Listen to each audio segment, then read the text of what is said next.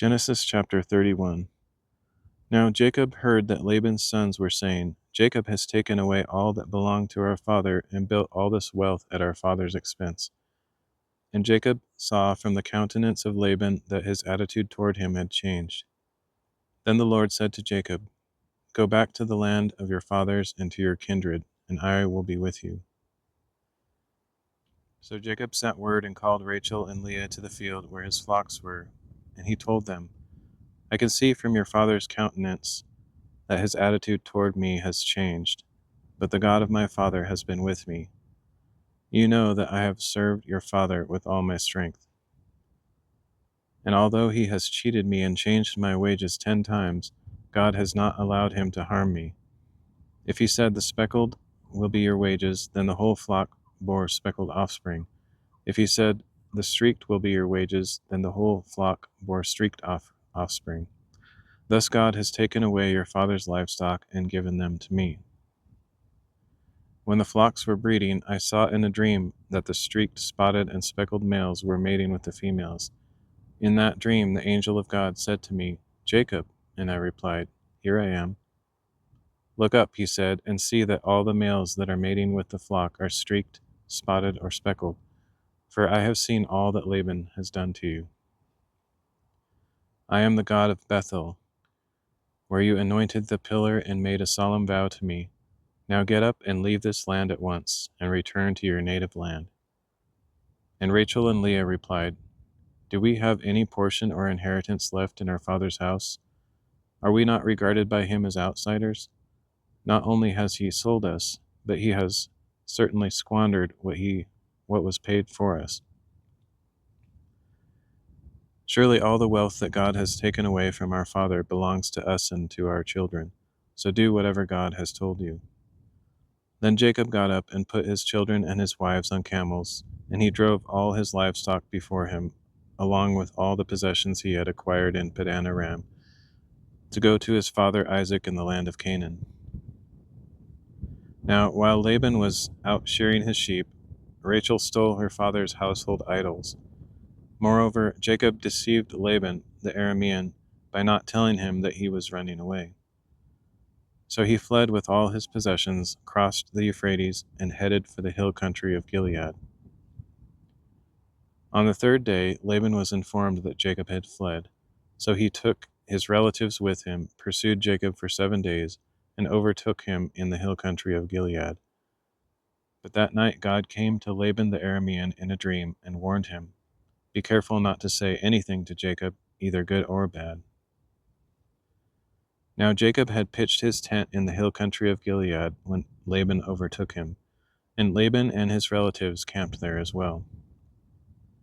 Then Laban said to Jacob, What have you done?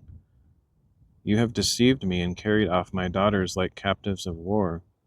Why did you run away secretly and deceive me without even telling me?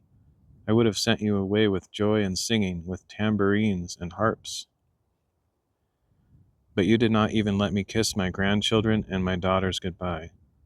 Now you have done a foolish thing. I have power to do you great harm, but last night the God of your father said to me, Be careful not to say anything to Jacob, either good or bad. Now you have gone off because you long for your father's house. But why have you stolen my gods? I was afraid, Jacob answered, for I thought you would take your daughters from me by force. If you find your gods with anyone here, he shall not live. In the presence of our relatives, see for yourself if anything is yours, and take it back. For Jacob did not know that Rachel had stolen the idols. So Laban went into Jacob's tent, then Leah's tent, and then the tents of the 2 maidservants, but he found nothing.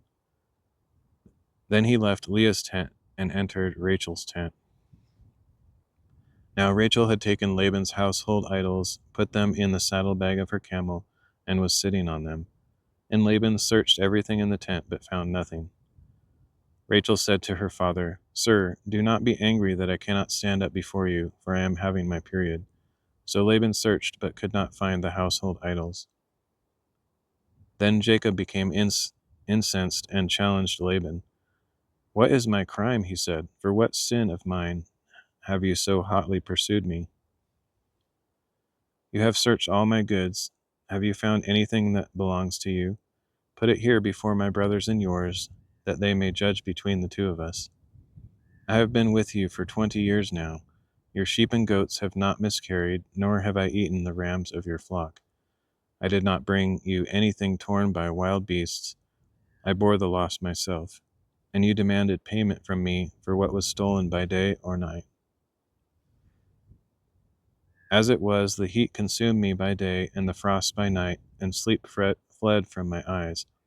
Thus for 20 years I have served in your household, 14 years for your 2 daughters, and 6 years for your flocks, and you have changed my wages 10 times.